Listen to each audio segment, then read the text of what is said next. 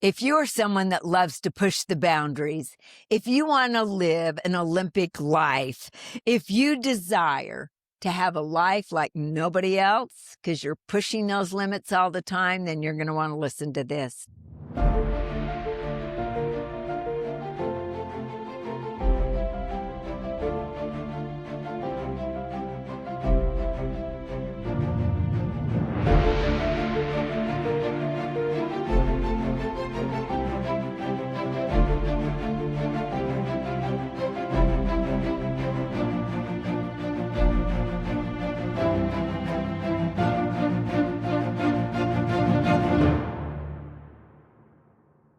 Because I have with me Zach Lund, who is a former Olympian and now an Olympic coach, taking people to the gold, because that's where I want to live my life. So, Zach, welcome to Becoming More. Thank you, Dianna. It's so nice to be on your show. I really appreciate you having me. Oh, it's so much fun. We've had you before. We're having you back again because we learned so much. Right now, the Olympics are going. So what are you thinking about the Winter Olympics? I'm feeling inspired. I mean, I always felt inspired when I was a kid too, that seeing people laying their heart on the line and doing the best they can just inspires me. See them laying it out on the line and see where it lies. It's just amazing. It's beautiful. Well, so you're walking out onto that stage. I mean, you're with all the other Olympians. What was that like? Oh my gosh, walking in the opening ceremony was real. Every time I even talk about it, that's how surreal it was. To grow up dreaming of that and see the opening ceremonies and seeing Team USA come out, and to have that dream as a kid and then to eventually do it, it really felt like it was surreal. It wasn't real. It was one of the best moments of my entire life.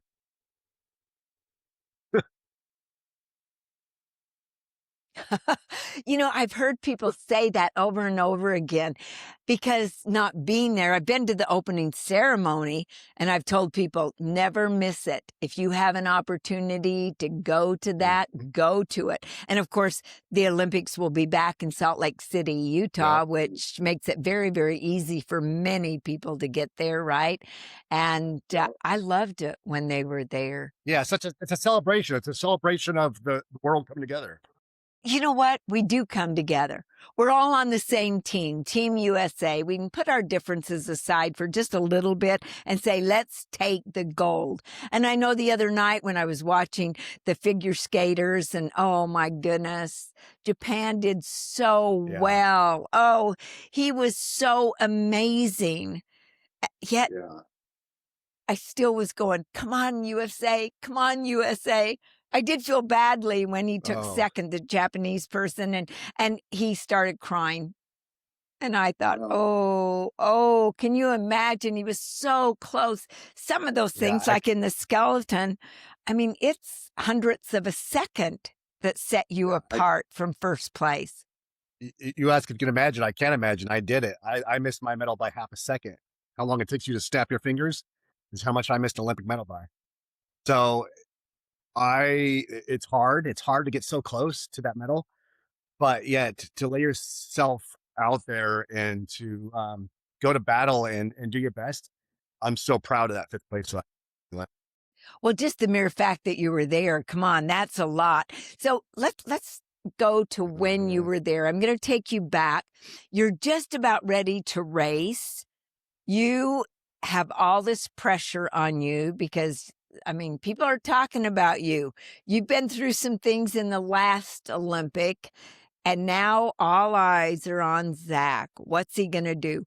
What do you do to calm your mind down? Wow. Well, at that Olympics, the moment was bigger than I could have imagined. And pressure is a killer of excellence. And I got there, did everything I could in my power to have no regrets and to be in the best position I could be in to medal. And then when I stepped out onto that that venue and the crowd and the excitement and the lights and the cameras, it overwhelmed me a little bit. And I couldn't even do the most basic things like warm up. I was struggling to warm up. And wow. So this was a big teaching moment for me. I being at the Olympics was a huge teaching moment for me because I got to the starting line and I literally had Mhm. an out of body experience. I saw myself from 30 feet above. I was like, wow, I wouldn't even feel like I was in my body anymore. And that first run of the Olympics, I went the fastest I ever did in the sport. 15 years in the sport, went 90 miles per hour on that track. And Oh my and gosh. Head first. head first, yeah. And this was a dangerous track. An athlete had died the week before training for the Olympics. And so it was like not something you got to be on your game. And after the first run, all week I was top three. Every run, top three, top three, top three. First run, missed my steers, got behind, made some mistakes. I was in 10th place. And the biggest lesson I learned was I went up to the top of the track. I had another run that night, and then I had two more the next day. Went to warm up again, and I was having the same thing. I could not even do warm up sprints, like things that you don't have to think about, sprint drills that just came to me naturally. I couldn't do it. And I had a moment of like, you got to be kidding me. I've worked 15 years of my life to be at this moment, and this is what's happening. And it was in that moment of surrender. I literally put my hands on my head and looked to the sky and just like almost surrendering, giving up. And that was the moment I saw the sliver moon. And when I was 15 years old, I lost my mom to cancer. Wow. And I made her a promise to be an Olympian. And it was in that moment of surrender that I saw her smiling back at me, smiling at me, saying, Zach, you have nothing to prove. You're here. Just enjoy the moment. And that was a huge, huge teaching thing for me because I learned, I was like, you know what? You're right. I'm just going to go out there and do my best, and it lays where it lays, and I'll be proud of it. Um, yeah. Yeah, you made it. You made it. What you Yeah. said you would tell her, go be an Olympian. You went and did it. Yet just the mere fact that you saw her and you felt so good about that. And were you able to release all the tension then, or do you still have some left? I did release it all. I fought back. I fought from 10th to 5th.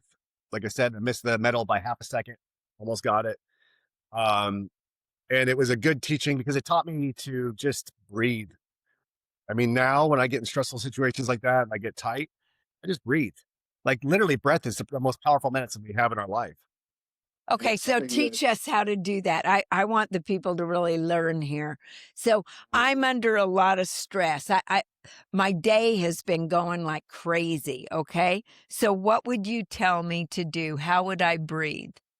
So stress is something we create in our own mind.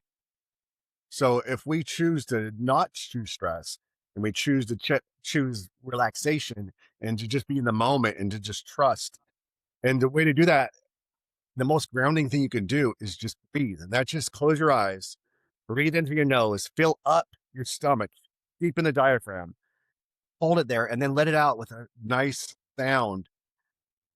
But the key is only focus on the breath. Don't follow the squirrels. Don't think about all the things that are stressing you out. Just focus on that breath, nothing else. If you do that enough, your body, it'll ground you. Your nervous system will relax. How many times did you have to do that during the Olympics before a run? A lot. It's really important to find your breath and find your grounding and to not think about all the things you don't want, but just to be in the moment and do the best you have and take what you get.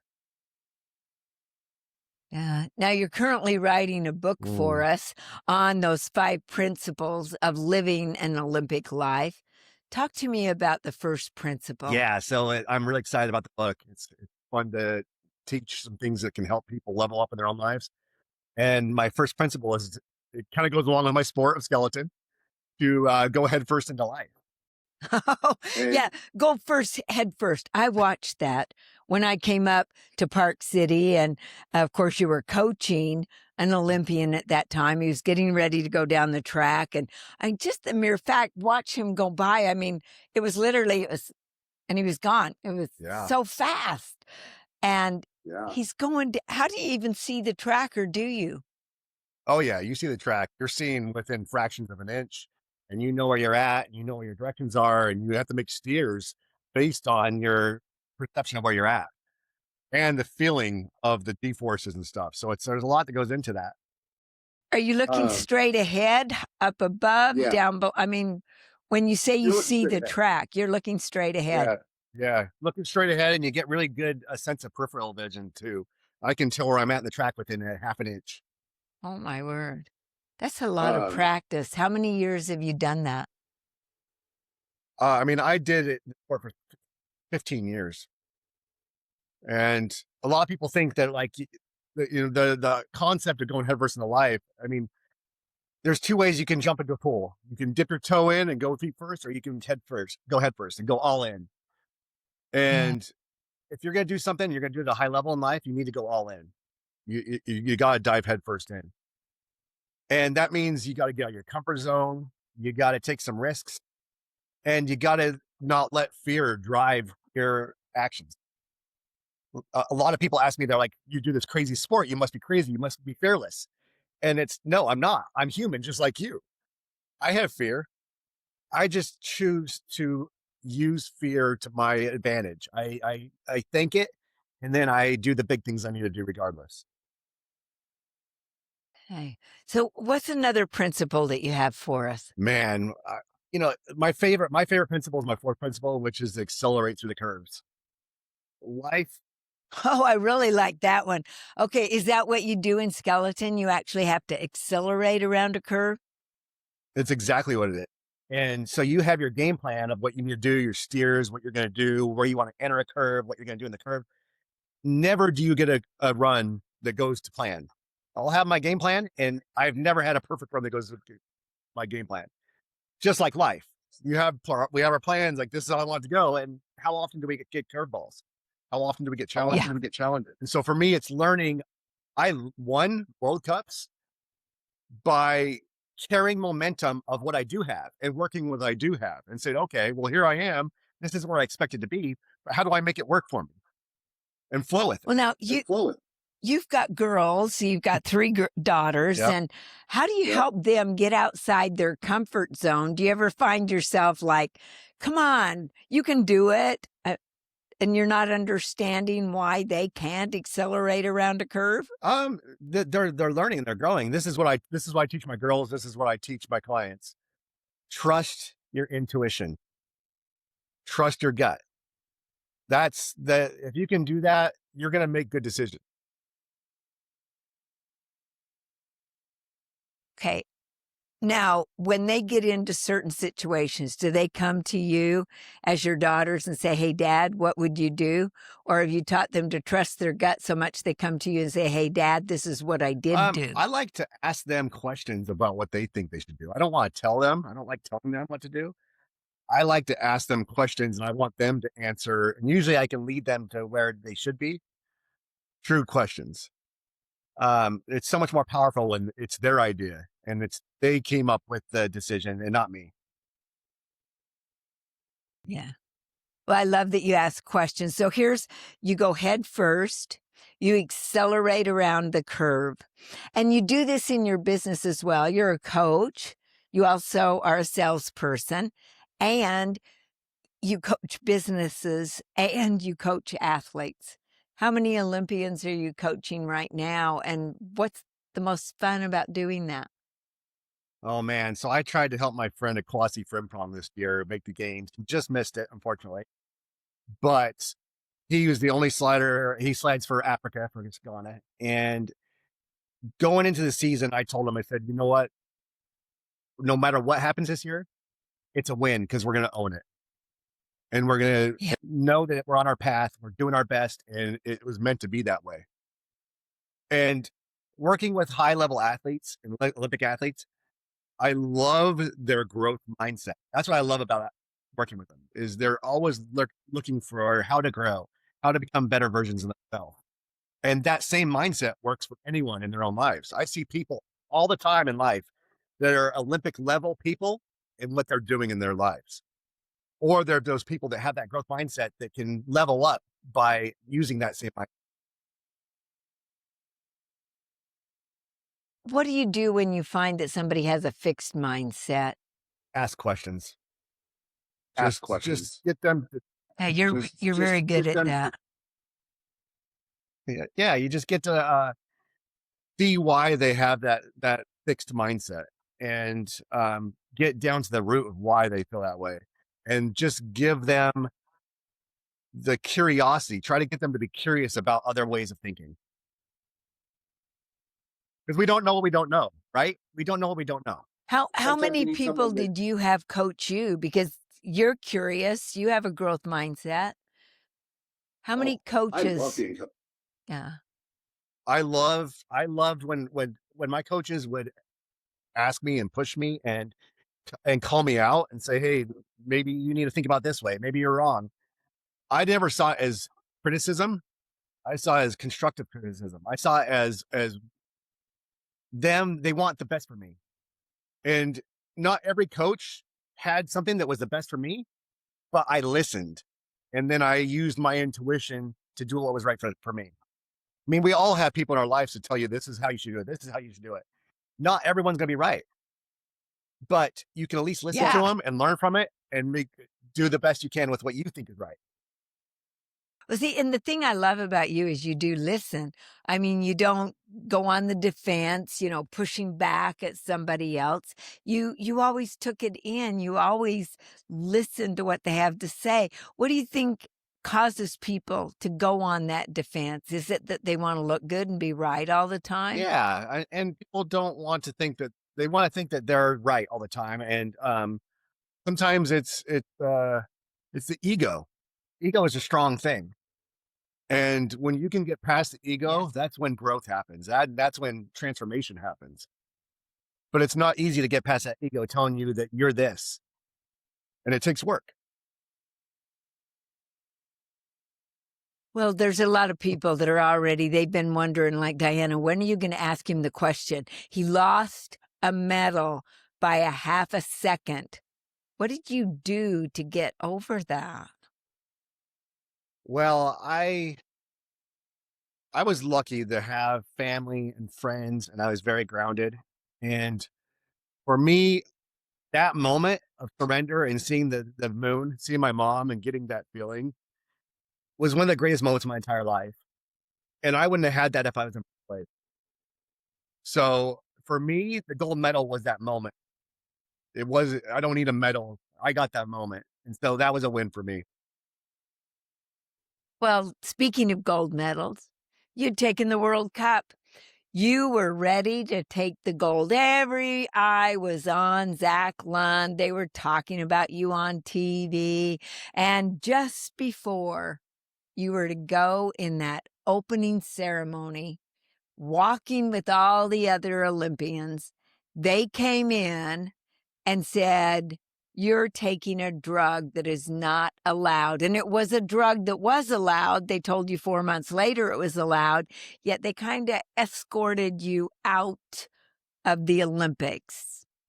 They were wrong. So I was thinking, They admitted, well, I don't know that they admitted it, yet they were wrong because 4 months later they came back and said, "We're so sorry." Yet, come on, didn't you have some resentment? Yes, I mean, um, I'd have been yes, so disappointed. I'd have been I so was very upset. That was a dark time. Other than losing my mom, that's the hardest thing I've ever gone through in my life. Oh, yeah. I was taking a hair loss medication for 6 years.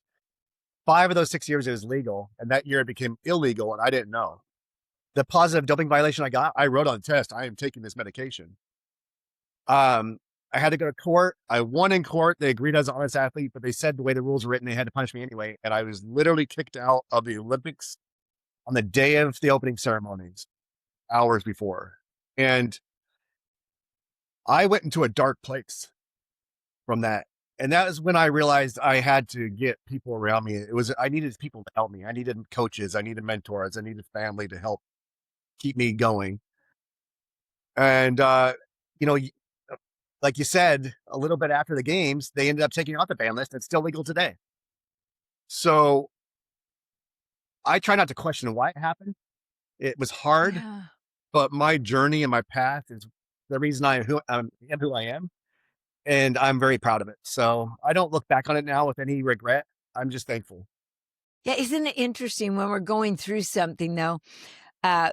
We do have that. I mean, let's face it. The story was you were a victim at that point. That's the way our brain goes. It wants to go to victimhood. They're the villains. This has Didn't never work. been illegal. It's about my hair. By the way, it didn't work. Okay. Didn't I'm sorry. I didn't want to inform you of that, but it didn't work. However, you do have hair on your chin, so maybe it did work. I don't know.